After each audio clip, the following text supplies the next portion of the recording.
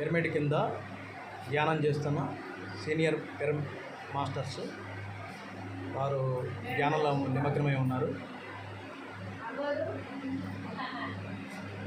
అయితే ఈ అద్భుతమైన పిరమిడ్ చూడడానికి వచ్చారు. ఇది చాలా అద్భుతంగా ఉంది, ఒక మోడల్గా ఉంది. ఈ మోడల్లో వాళ్ళు ఈ పై విధంగా ఈ స్టోన్స్ ఇచ్చేసి కట్టుబడి చేయడం జరిగింది. చాలా బాగుంది. ఏ కారణం చేతనో తెలియదు కానీ రోజుకు ప్రతి 10 నిమిషాలకు ఒక చుక్క నీళ్లు బయటకు వస్తున్నాయి. వాళ్ళు కూర్చున్న ప్లేస్లో ఏదైతే ఉందో ఆ ప్లేస్లో వాళ్ళ నెత్తి మీద ఆ చుక్క పడుతుంది. ఇది ఒక అద్భుతమైన కట్టడం. అనేక కట్టడాలు వీళ్ళు పిరమిడ్స్ కట్టించున్నారు. సీనియర్ పిరమిడ్స్ కూడా కొన్ని చోట్లకి వెళ్ళారు, కానీ ఎక్కడా కూడా ఈ అద్భుతం లేదు.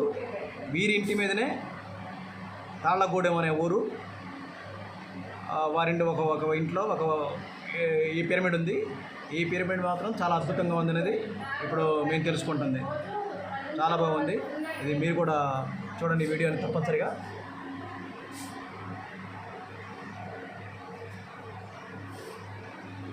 ఈ విధంగా డిజైన్ చేసి కట్టించారు. ఇది టోటల్గా స్టోన్స్.